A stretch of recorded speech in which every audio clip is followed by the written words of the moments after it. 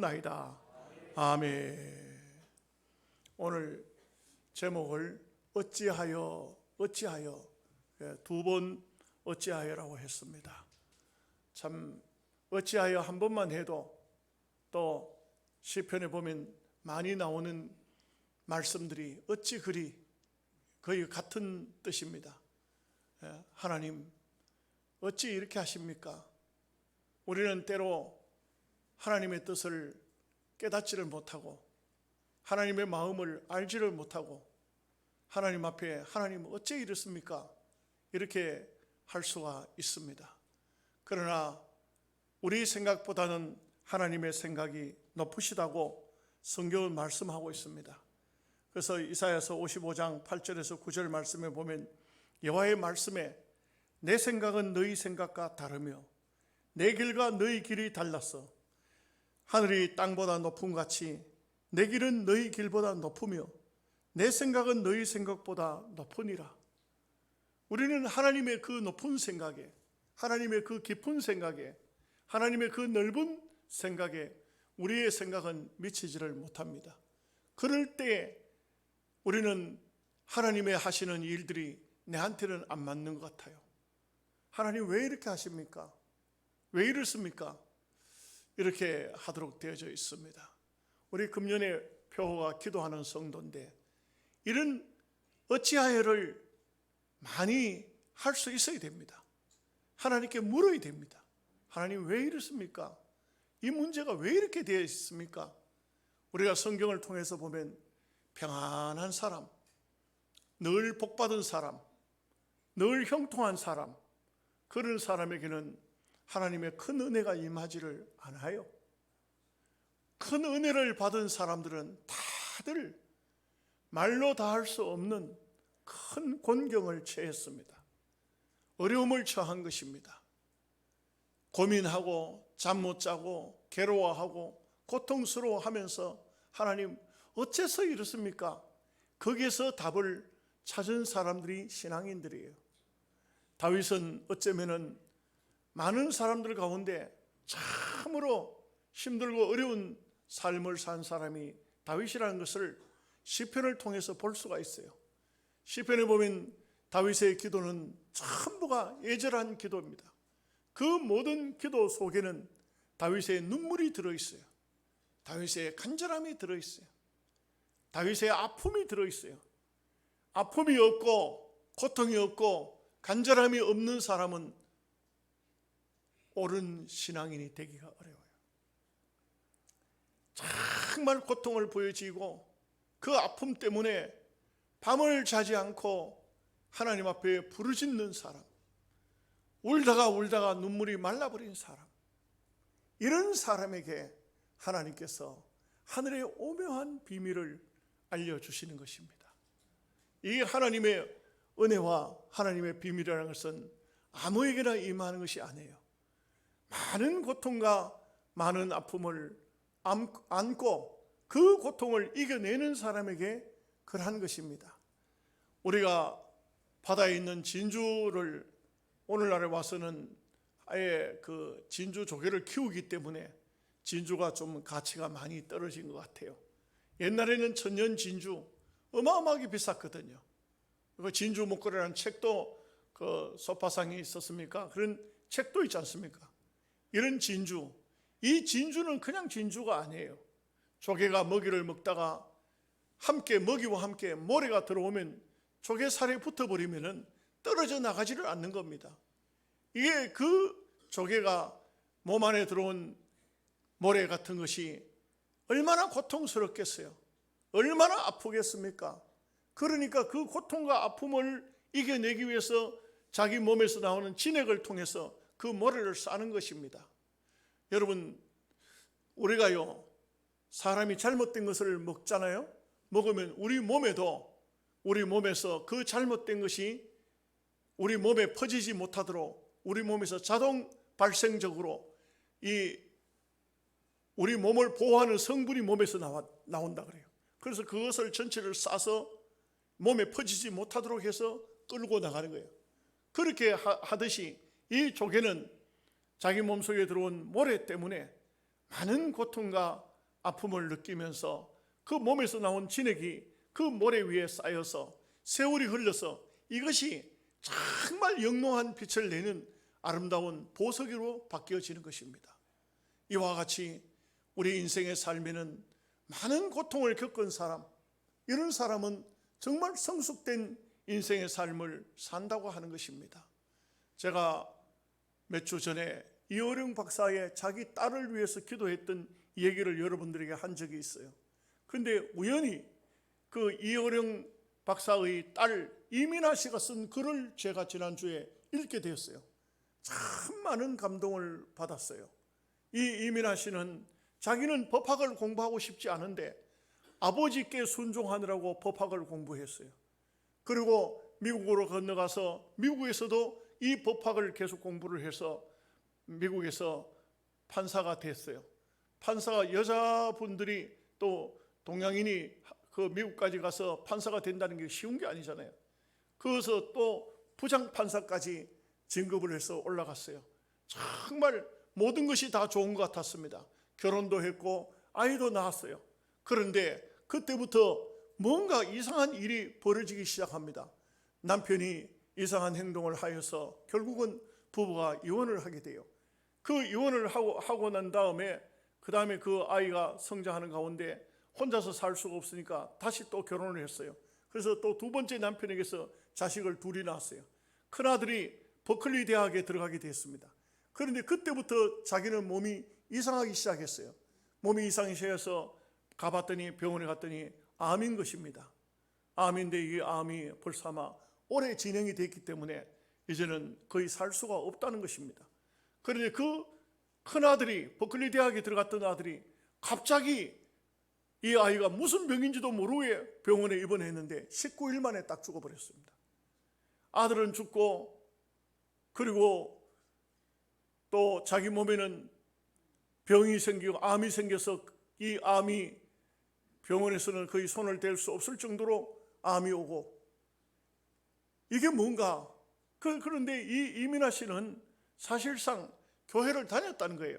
교회를 다녔는데 한 번도 자기는 하나님 앞에 하나님이 살아계신 것을 경험도 안 했고 한 번도 하나님의 이름을 확실하게 부른 적도 없다는 것입니다. 그런데 이 암이 오고 아들이 죽고 너무너무 절망적이고 너무나 기가 막힌 그런 상황 속에서 하나님을 찾기 시작합니다. 놀라운 것은 두 번째 아들은 또 자폐증을 앓게 되어져서 전문기관에 아이를 맡겼지만 이 아이가 쉽게 회복이 안 되는 것입니다. 이 가정적으로 보면 얼마나 힘들고 어려운지 모릅니다. 그러니까 이 이어령 박사가 자기 아버지가 딸을 위해서 그 미국까지 한국에서 건너온 거예요. 그래서 이 이어령 박사도 딸이 나가는 교회에 같이 나가서 이분이 보통 지식인이 아니잖아요. 우리나라의 문화부 장관까지 지냈던 이분이지만 그런데 그곳에서 딸을 위해서 정말 기도하기 시작합니다. 이 딸도 기도하기 시작합니다. 하나님 살아계신 것을 나타내달라고 그렇게 기도합니다. 하나님 살려달라고 기도하는데 그런데 어느 날 밤중에 캄캄한 밤에 빛이 쫙 자기가 기도하는 쪽으로 빛이 쫙 다가오더라는 것입니다. 너무 놀랐습니다. 그런데 하늘에서 음성이 들리기를 미나야 내가 너를 사랑하노라. 내가 너의 기도를 들었노라. 내가 너를 낫게 하리라. 네 아들도 낫게 하리라. 하나님의 그 아주 오묘한 소리를 들었는데 놀랍고 신기하게도 아들도 자폐증에서 회복이 되어지고 본인도 암에서 낫게 되고 성령을 체험하게 되고 이어령 박사 그 분이 보통 분입니까? 그분도 예수님을 영접해서 세례를 받더라 이거죠. 여러분 우리 인생에 있어서 삶이 고달프고 어렵고 힘든 것은 결코 하나님께서 우리를 멀리 하시거나 버리는 것이 아닙니다. 오늘 다윗은 하나님 어째서 내한테 멀리서 계십니까? 그렇게 하지만 우리는 하나님은 절대 우리에게서 멀리 계시는 분이 아닙니다. 어떤 분이 복음서가 쓴 그 복음서에 보면 나의 등 뒤에서 나를 도우시는 주. 뒤돌아보면 여전히 계시는데 나는 하나님이 안 계신 줄 그렇게 생각할 때가 너무나 많았다 이거죠. 여러분, 인생의 삶이라는 것은요, 하나님은 여전히 그 자리에 계세요. 태양은요 절대 움직이지 않습니다. 여러분, 아침에 일어나면 해가 동쪽에서 떠서 저녁이면 서쪽으로 지는 거, 그 해가 지는 게 아니에요. 지구가 돌고 있는 겁니다. 지구가 돌고 있는 거예요. 지구가 돌면 태양을 마주했을 때는 낮입니다. 밝은 빛이 보이는 거예요. 그렇지만 이 지구가 자전을 하면은 그 다음에 한 바퀴 돌면 반대 방향으로 반대쪽에 있는 사람들이 아침을 맞이하고 우리는 또 저녁을 맞이하는 것입니다. 이 세상의 삶은 어떤 인생도 계속적으로 밝은 태양만 비칠 수는 없습니다. 어떤 인생도 여름만 계속 맞이할 수는 없습니다. 모든 인생의 삶이라는 것은 밝음도 있고 어둠도 있는 것입니다. 그런데 우리가 알아야 될 것은 밝을 때는 찬송하고 어두울 때는 기도하면 됩니다. 여러분 삶이 많이 어둡습니까? 힘듭니까? 그럴 때는 기도하시라고 하는 거예요. 밝을 때는 어떻게 됩니까? 찬송하라는 것입니다. 이게 성경이에요. 그렇기 때문에 때로 우리가 오늘 다윗처럼 하나님 앞에 이렇게 참 안타깝게 부르짖지만, 그러나 하나님께서는 분명한 사실은 다윗을 결코 멀리 떠나신 분이 아닙니다. 하나님은 여전히 거기에 계시는 겁니다. 단지 이 환경과 이 삶이 밝음에서 어두움으로 바뀌어졌다 할지라도 우리의 신앙이 변질되면 안 돼요. 우리가 바뀌면 안 돼요. 우리는요, 밤이 왔든 낮이 왔든 언제든지 한결같은 마음을 가져야 돼요. 욥기 23장 9절 말씀에 보면 욥도 이런 말을 해요. 그가 왼쪽에서 일하시나 내가 만날 수 없고 그가 오른쪽으로 돌이키시나 나는 볼 수가 없구나. 때로 캄캄할 때가 있습니다. 왜 그럴까요? 말씀을 드린 것처럼 우리 하나님은 오늘 우리에게 하나님을 향해서 기도하게 하시고 이 고난을 통해서 하나님을 만나게 하시고 어려움 속에서 하나님께 부르짖도록 하시는 것이 바로 하나님이십니다. 우리가 기도하지 않고 어떻게 하나님을 알 수가 있겠어요? 우리가 하나님을 이름을 부르지 않고 어떻게 하나님을 만날 수가 있겠어요? 여러분, 우리 하나님은 우리의 곁에 계시는 것입니다. 제가 또 한 번 말씀드려서 이런 여러분들의 마음, 기도에 신앙에 도움이 되고자 이런 말씀을 드립니다. 제가 한상 중에 수술을 받을 때 기도원 원장님이 제 옆에 와 서가지고 계시는 거예요. 이걸 한상 중에 2번이나 그렇게 나타나셨는데 그 제 곁에 서가지고 두 손을 모으고 아주 애절한 마음으로 기도하는 그 한상을 그 옆에서 보면서 제가 참 고맙다, 정말 고맙구나 이렇게 이제 생각을 했던 것이죠. 제가 나중에 회복이 되고 난 다음에 그 원장님에게 그랬어요. 원장님 정말 고맙습니다. 제가 수술을 받는 중에 원장님이 옆에 서서 수술을 받는 동안 내가 내 몸은 살필 수는 없지만 원장님을 한상 중에서 봤습니다. 그렇게 기도해 주셔서 너무 고맙습니다. 그 은혜를 내가 어떻게 잊겠습니까? 이렇게 말하는데 이 원장님이 뭐라고 말씀하시냐면, 목사님 착각하지 마세요. 제가 아닙니다.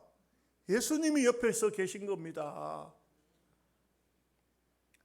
목사님이 예수님 얼굴 모르시잖아요. 그러니 잘 아는 사람의 얼굴로 나타나야 목사님이 아실 거 아니에요. 그러니 예수님이 옆에 서가지고 지금 그 수술하고 있는 의사의 곁에서 보고 계신다, 기도하고 계신다. 여러분 힘들고 어렵습니까? 여러분 곁에 계시는 주님을 보셔야 됩니다. 주님이 여러분 곁에 계시는 거예요. 절대 주님은 여러분의 곁을 떠나지 않습니다. 천사를 통해서 예수님께서 하신 말씀이 어린 아이 하나도 업신여기지 마라. 그들의 천사가 날마다 아버지의 얼굴을 배웁느니라. 그들의 천사가 누굽니까? 바로 예수님을 대신한 이 성령의 보살핌 천사 예수님의 영을 말씀하고 있는 것입니다. 그렇기 때문에 우리 곁에는 주님이 계시는데 우리는 때로 힘들다고 어렵다고 낭망하는 것은 잘못된 것입니다. 왜 그러냐 하면은 절대로 우리 하나님은 우리를 떠나지 아니하십니다. 성경에 말씀하기를 내가 너와 함께 하리라. 내가 너를 버리지 아니하며 내가 너를 떠나지 아니하리라. 네가 물 가운데 지날지라도 물이 너를 엄몰지 못할 것이고 불 가운데 지날지라도 불이 너를 태우지 못할 것은 내가 너와 함께 함이니라. 불 같은 환난이 일어나도 물 같은 환난이 일어나도 하나님은 내 곁에 계신다는 것을 말씀하고 있습니다. 그러나 가끔은 우리가 힘들고 어렵다고 하나님을 향해서 원망하지요? 불평하지요?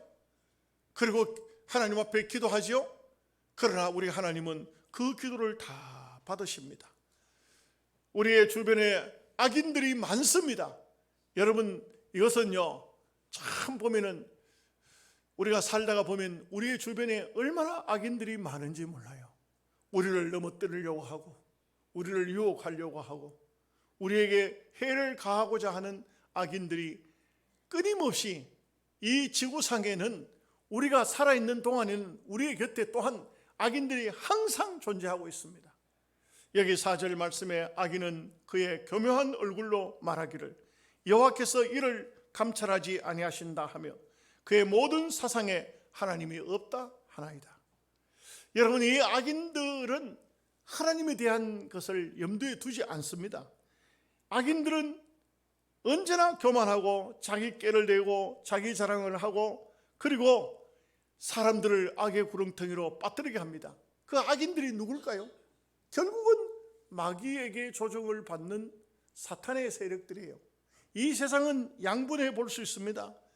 선인들의 삶과 악인들의 삶이 있어요. 선인들의 삶은 언제나 주님이 동행하시는 천사가 함께하는 삶이라고 할 수가 있겠습니다.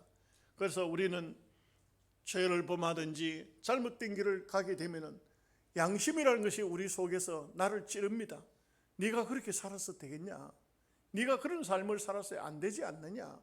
우리의 양심이 우리를 계속해서 찔러서 아픔과 고통을 줌으로써 하나님 앞에 회개하고 돌아가게 하는 것입니다. 그러나 악인들은 어떻습니까? 악인들은요 항상 악을 행합니다.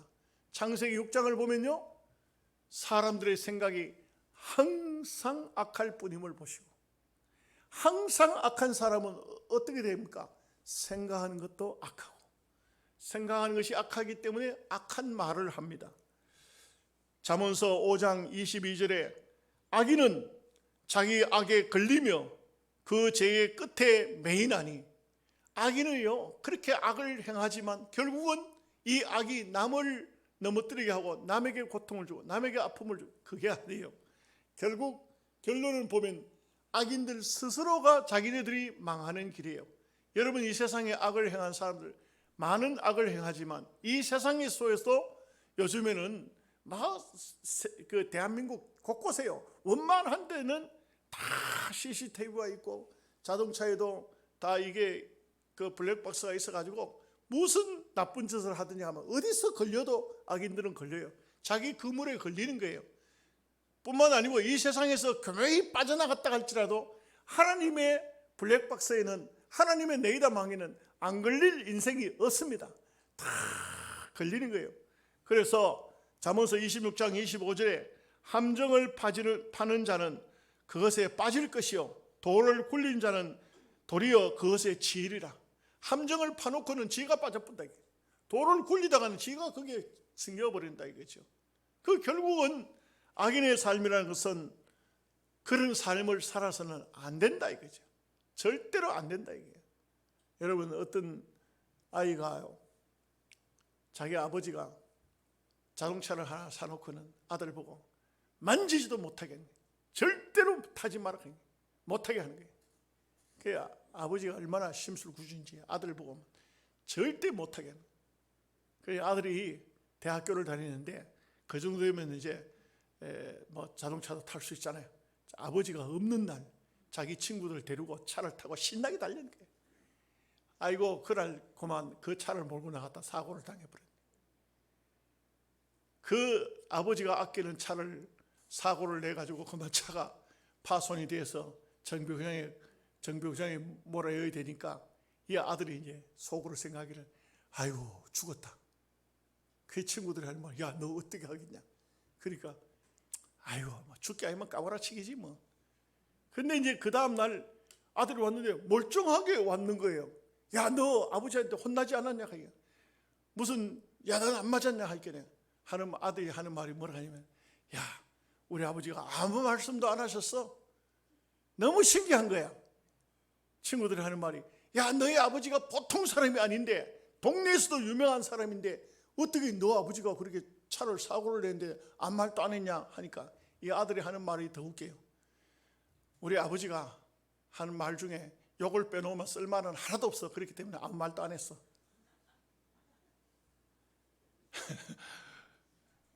뭐 알아듣는 사람은 어쩔 수 없죠.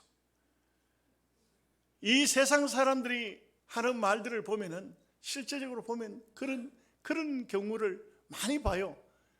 불신자들이 이렇게 앉아서 자기들끼리 얘기하는 거 보면 어떤 사람은 보면요, 여기 아니면 말이 안 되더만요. 여기 아니면 말이 안 돼요. 이게 악인들의 모습이에요. 그러나 우리 그리스도인들은 어떠한 삶을 살아야 됩니까? 그리스도인들은 모든 방면에 하나님을 생각해야 됩니다. 하나님을 생각하고 믿음으로 말해야 되고 또 믿음으로 말하는 것이 결국은 축복의 말이 되어서 많은 사람에게 은혜를 끼치고 사랑을 베풀고 또 은혜가 됨으로 말미암아서 영혼을 건져내는 그런 일들을 해야 하는 것입니다. 이 세상 사람들은 정말 생각하는 자체가 얼마나 악합니까?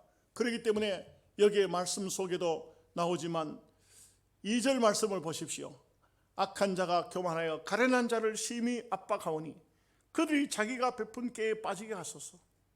3절은 악인은 그의 마음의 욕심을 자랑하며 탐욕을 부리는 자는 여호와를 배반하여 멸시하나이다. 여기 전부 다 보면 악인은 계속 2절, 3절, 4절 계속 악인에 대한 말합니다. 악인은 그의 교만한 얼굴로 말하기를 여호와께서 이를 감찰하지 아니하신다 하며 그의 모든 사상에 하나님이 없다 하나이다. 여러분, 세계에서 가장 골치 아픈 나라 하나가 어떤 나라냐면 나이지리아입니다. 나이지리아의 해적은요, 세계적으로 유명한 해적들이야. 이 해적들은요, 바다에 나갔다가 나이지리아 해적들한테 걸리면은 미국도 영국도 꼼짝을 못해요. 이 해적들이 얼마나 독한 놈들인지. 이 나이지리아가 얼마나 웃긴 나라냐면 나이지리아에서 정치하려고 하면은요, 해적들의 도움을 안 받으면은 정치를 못한대. 나이지리아에서 제일 상류층이 누구냐? 해적들이에요. 나이지리아에서 제일 부자들이 누구냐? 해적들이에요. 애들의 꿈이 뭐냐? 앞으로 장차 커서 해적이 되는 것이다. 훌륭한 해적이 되는 것이다. 이게 얼마나 아이러니컬한 것입니까? 해적이 뭐죠? 바다에 지나가는 배를 납포해가지고 거기 있는 사람을 갖다가 강제로 잡아와가지고 그래가지고는 몸값을 요구하고 그 배에 있는 모든 보물들을 다 자기들 것으로 만들어버리는 이런 나라가 세상에 존재하고 있다는 것이 얼마나 기가 막히고 웃기는 이야기예요. 나이지리아는요, 한마디로 말해서 도둑놈 국가예요. 도둑놈 국가. 그 나라에서는요, 돈이 없어. 가난해요. 정치하려고 하면은 해적들한테 가서 뭘 얻어야 정치를 하는 거예요. 이게 바로 저는 볼 때 오늘 현대에서는 가장 사탄을 닮은 나라는 바로 나이지리아다. 이렇게 보여지기도 하는 것입니다. 이런 나라가 세상에 존재하고 있다는 것이 얼마나 기가 막힌 것입니까? 5절 6절 말씀을 보면 그의 길은 언제든지 견고하고 주의 심판은 높아서 그에게 미치지 못하오니 그의 모든 대적들을 멸시하며 그의 마음에 이르기를 나는 흔들리지 아니하며 이대로 환난을 당하지 아니하리라 하나이다. 이 악인들의 생각은 그렇게 악을 행하면서도 그렇게 못된 일을 하면서도 자기네는 흔들리지도 않고 자기네들에게는 계속되는 은총이 있을 것이다. 이 악을 행하지만 이 악이 계속 영원할 것이다. 절대 하나님은 여기에 간섭하지도 못하고 하나님은 계시지도 않고, 그리고 이 악을 가지고서 세상 끝까지 승리할 것을 말하고 있는 것입니다. 여러분, 이럴 때에 제일 문제가 뭐냐면 의인들이 마음에 많은 상처를 받아요. 악인들이 참 그렇게 악을 행하는데 하나님은 도대체 뭘 하시는 겁니까? 하나님 왜 그냥 두십니까? 이거 아니겠어요? 여러분, 세상 사람들하고 어떤 물질 문제, 무슨 문제 생겨서 다툼 일으키지 마십시오. 절대로 여러분들이 못 이깁니다. 세상 사람들 못 이깁니다. 악인들 못 이깁니다. 그냥 양보하는 것이 훨씬 좋습니다. 훨씬 좋습니다. 저도 참 차를 몰고 다니다 보면 여러 번 그런 일들을 당했는데 그냥 100% 내가 물어주는 게 좋습니다. 다른 얘기 안 하는 게 좋습니다. 따지려고 덤비면 그냥 미안하다고 하시면 제일 간단합니다.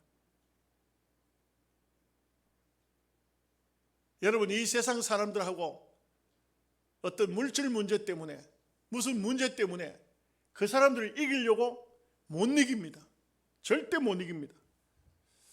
그런데 왜 하나님께서는 이 악인들을 그냥 두실까? 이게 궁금하죠? 이게 궁금하죠? 왜 하나님은 악인들을 그냥 두실까?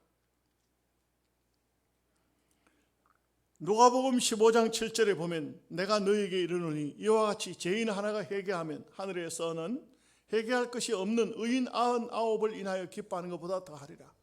그들이 회개하기를 우리 하나님은 기다리고 계신다 이거죠.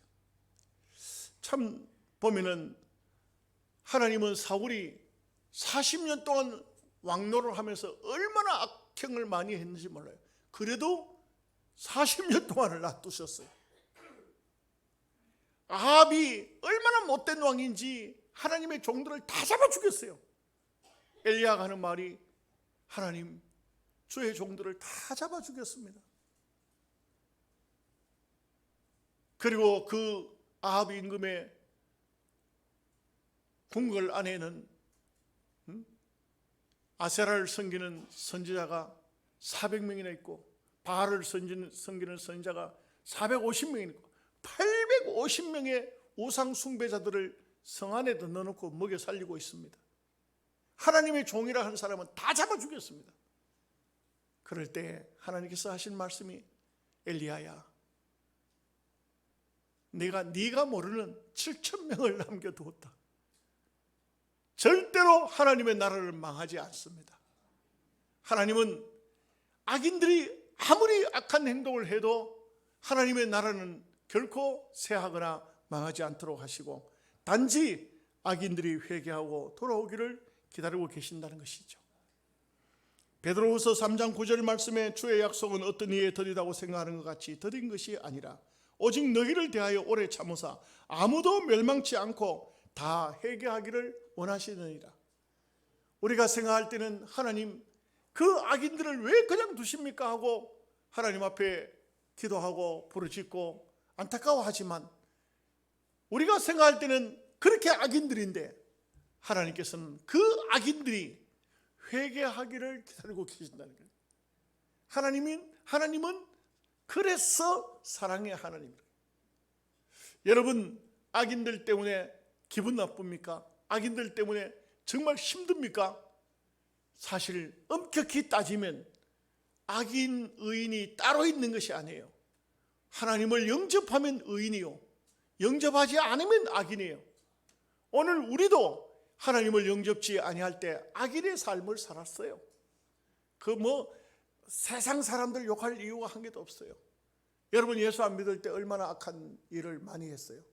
악한 말들을 얼마나 많이 했어요. 얼마나 교만한 삶을 살았습니까? 그렇기 때문에 하나님께서는 이 악인들도 다 회개하고 하나님께로 돌아오기를 바라고 계시는 것입니다. 말씀을 이제 마무리 짓도록 하겠습니다. 이 세상에는 의인의 길은, 그 의인의 길을 가는 사람이 때로 많이 곰핍하고 힘들고 어렵지만 그 의인의 길을 가도록 하시는 것은 하나님의 은혜입니다. 고난이 있고 눈물이 있고 고통이 있지만, 그러나 분명한 것은 이것은 여러분에게 해를 주는 것이 아닙니다. 결국은 은혜가 되는 것입니다. 참 인생 삶이라는 게, 어떤 분이 그런 얘기했어요. 인생은 태어나면서부터 기분 나빴다. 태어나면서 기분 나빴다 무슨 말인지 아세요? 이 세상에 기분 좋은 게 없어요. 이 세상엔 태어나면서부터 기분 나빴다. 왜? 그분이 참 재밌는 말을 하더라고요. 태어나면서 탯줄 딱 끈 차 울어야 되는데 안 울잖아요. 그러면 대부분 어린 애를 공중으로 치켜 들고 엉덩이 때린다. 때리면 그 애가 말을 못한다고 기분 좋을까요? 맞으면 다 기분 나쁜 거예요. 맞으면 기분 나빠요. 이 세상에 태어나면서부터 엉덩이부터 두드려 맞고 태어난다. 태어나자마자 엉덩이부터 맞는다. 기분 나쁘게 이 세상을 시작한다는 거예요. 여러분, 이런 어두운 세상, 기분 나쁜 세상, 어려운 세상이지만 그렇기 때문에 우리는 하나님을 찾는 거예요. 그렇기 때문에 우리가 하나님을 향해서 부르짖는 겁니다. 오늘 다윗이 하나님을 향해서 부르짖어 기도했던 것처럼 여러분의 삶 속에 힘들고 어렵다고 아침과 또 저녁이 교차합니다. 여러분, 절대 어려움만 계속 안 돼요. 여러분, 지금 기분 좋습니까? 너무 좋아하지 마세요. 곧 어둠이 와요. 재수없는 소리 한다고 또 여러분 화내지 마십시오. 오는 거예요. 지금 어둡습니까? 조금만 참아요. 아침이 와요. 지금 겨울이라고 춥다고요? 곧 봄이 옵니다. 인생의 삶이라는, 이 세상의 삶이라는 것은 다 이렇게 순환되도록 돼 있고 교차되도록 돼 있어요. 그래서 우리는 어떤 상황에 어떤 형편에 처하든 간에 어찌하여로 끝나면 안 돼요. 어찌하여 했으면 그 다음에 왜를 하나님 왜 이런 일이 벌어졌습니까? 하고 하나님을 찾아서 해답을 얻어 응답된 삶을 살아갈 수 있는 여러분 되시기를 주님의 이름으로 축복합니다. 아멘. 기도.